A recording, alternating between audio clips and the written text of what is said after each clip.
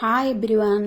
చింత చిగురు పప్పు పుల్లగా కమ్మగా బాగుంటుందండి అన్నంలోకి. మన వీడియోలో ఈరోజు చింత చిగురు పప్పుని ఈ కాలంలో దొరికింది కానీ అస్సలు వదిలిపెట్టకూడదండి. తింటే చాలా మంచిది, హెల్త్కి మంచిది, టేస్ట్ కూడా రుచిగా బాగుంటుంది. ఇలాగ చింత చిగురు అన్నది తీసుకొని మనము పక్కన కొమ్మలు అన్నీ ఉంటాయండి, చాలా టైం పట్టిద్ది. మనం శుభ్రం చేయడానికి పక్కన పెట్టేసేద్దాం. ఇలాగా ఆ చింత చిగురికి కందిపప్పు ఎంత పడుతుంది అన్నది తీసుకోవాలి, లేకపోతే పుల్లగా ఉంటుంది. నాకు ఆ చిగురికి ఇలాగా ఇంత కందిపప్పు పడతాయండి సుమారు. ఇలా తీసుకున్నా దోరగా వేయించుకోవాలి. వేయించుకుంటే పప్పు అన్నది రుచిగా ఉంటుంది, కమ్మగా ఉంటుంది, ఉడికిద్ది కూడా. ఎందుకంటే మనము చింత చిగురు పెడుతున్నాం కాబట్టి ఆ రుచికి. ఇలాగా దోరగా వేయించుకున్నవి కుక్కర్లోకి తీసుకొని నేను ఇలాగా శుభ్రంగా బాగా 2-3 సార్లు కడుక్కోవాలండి. కడుక్కున్నామంటే తొందరగా ఉడికేసిది. నేను కుక్కర్లో పెడతలేదు, మూత పెట్టేసి ఉడికించుకోవటానికి అలా ఉడికించామంటే టేస్ట్ బాగా వచ్చింది.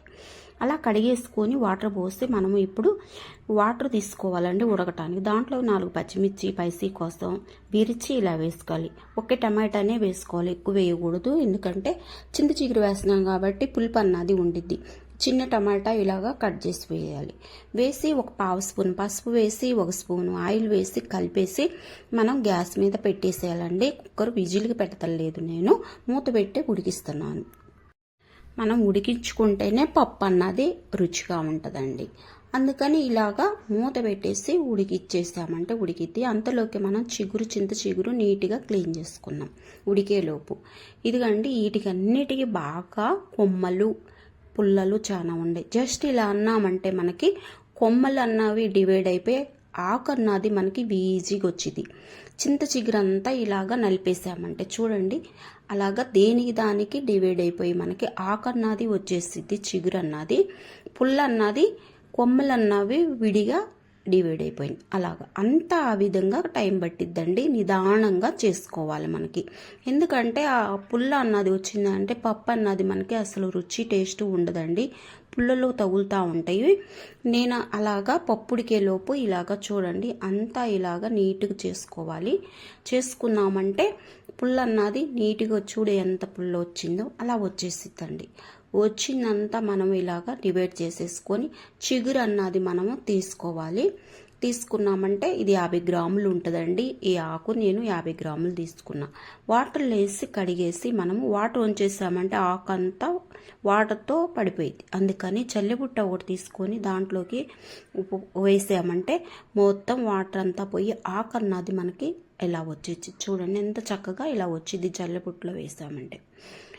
ఇలాగా మనము మనకి ఈజీగా కూడా ఆకు అన్నది చక్కగా వచ్చిద్దండి. అంతలోకే పప్పు చూసుకున్నాం. పప్పు ఇది పక్కన పెట్టేసి పప్పు దగ్గర పోయాలకి ఇలాగా ఉడికిపోయి ఉందండి. చూడండి బాగా ఇలా ఉడికిపోయింది. ఉడికిందా చెక్ చేసేసరికి ఉడకలేదు, ఒక 70% ఉడికినట్టు అనిపించింది.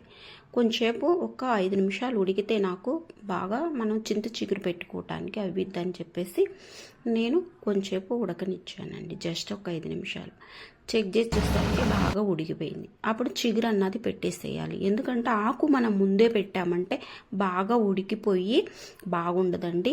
పప్పు 70% ఉడికితేనే ఆకు అన్నది మనం చిగురు అన్నది పప్పులో పెట్టుకోవాలి.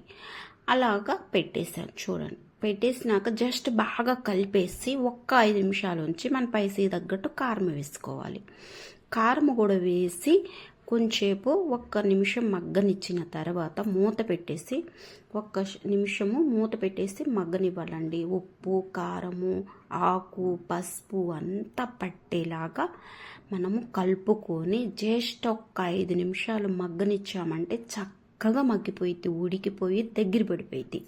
పప్పు అంతా కలిపేసుకున్నామంటే చూడండి కలర్ చూస్తుంటేనే మీకు అర్థమవుతుంది. దీన్ని దించేసి పప్పు గుత్తి పెట్టేసి జస్ట్ 2 తిప్పులు తిప్పామంటే చక్కగా గుజ్జులాగా మెదిగిపోయిందండి. మనకి పప్పు అంతా ఆకు అంతా కలిసిపోయి పప్పు చక్కగా మెదిగిపోయి ఉంది. మనకి వాటర్ అవసరం లేదండి, దీంట్లో ఉన్న వాటరే మనకు సరిపోతాయి, ఇంకా ఎక్స్ట్రా అవసరం లేదు. రుబ్బేసి పక్కన పెట్టేసి వేరే గిన్నె పోపు కోసం పెట్టేసుకున్నామండి. 2 స్పూన్ల ఆయిల్ వేసేసుకొని దాంట్లోకి పోపు దినుసులు వేసుకోవాలి. దాంట్లో పోపు దినుసులు వేసుకుని కొంచెము 2 రెమ్మలు ఎండుమిర్చిని చించేసి ఇలాగా 2 రెమ్మలు ఇలాగా వెల్లుల్లి గర్భాలు కచ్చపచ్చగా కొట్టేసి వేసి బాగా వీటిని పోపుని వేగనివ్వాలండి. బాగా పోపు అంతా మనము వేయించుకున్న తర్వాత 2 రెమ్మల కరివేపాకు కూడా దూచి వేయాలి. దాన్ని కూడా వేగనివ్వాలి. పోపు అన్నది పప్పు బాగుంటేనే టేస్ట్ వచ్చిందండి.